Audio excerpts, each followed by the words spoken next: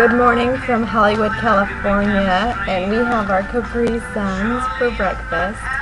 Yeah, that's what came with the hotel, was Capri Suns and donuts.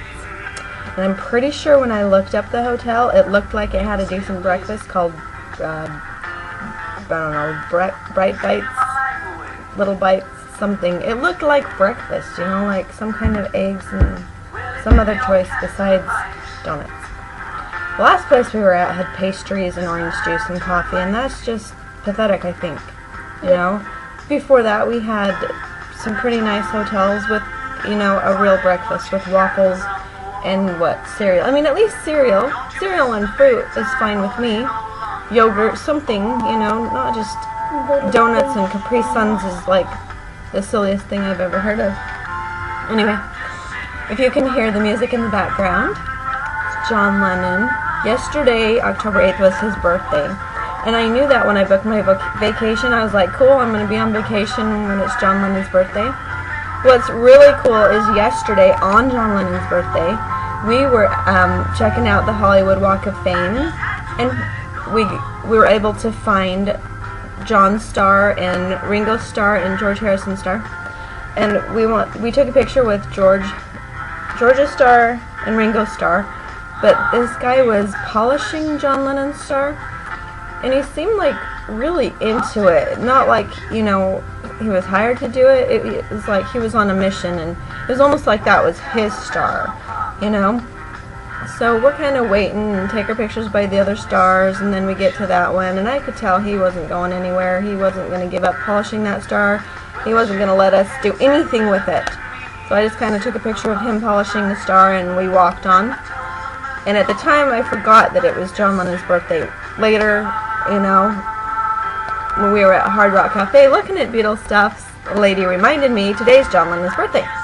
So, I guess that guy was a huge John Lennon fan and wanted to go polish his star for his birthday, which is actually pretty cool. But still, it would have been nice if he had moved over a second. So anyway, wanted to say happy birthday to John Lennon. And, okay, we have a hotel story. Should we separate that, though? Okay, really fast. We checked in here. It's the Econo Lodge, Hollywood on Vine Street. Like I said, it looked pretty decent, you know, and we knew Hollywood's not like the fanciest place to stay anymore, but, you know, we thought it'd be fun and we wanted to be close to stuff, so we did anyway. We got here, checked in, our room, walked in, smelled like cigarettes and skunks. So, you know, we kind of gave it a minute, because sometimes they just stink when you first walk in.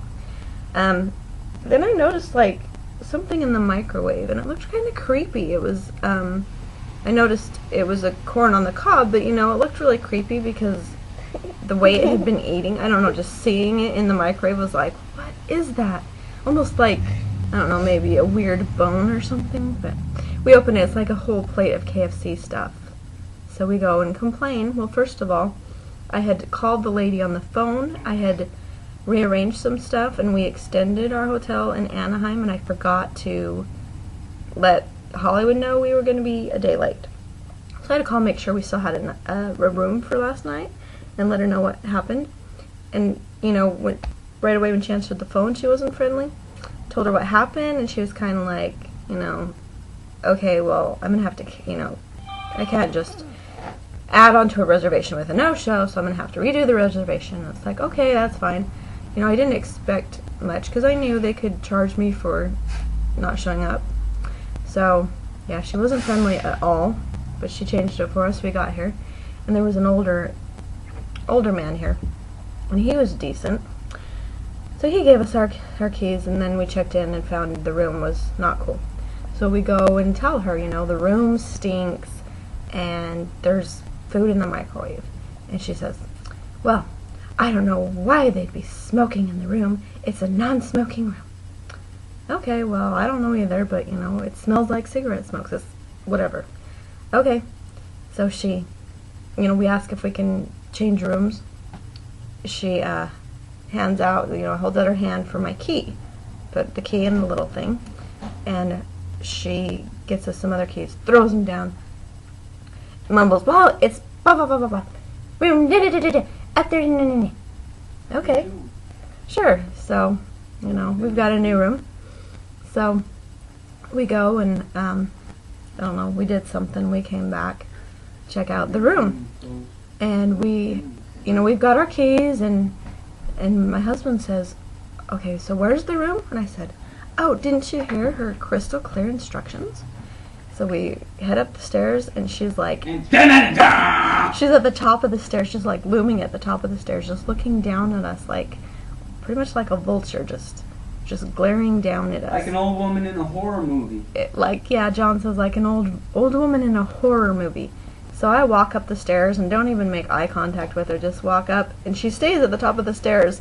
I walk by, and then she goes down the stairs.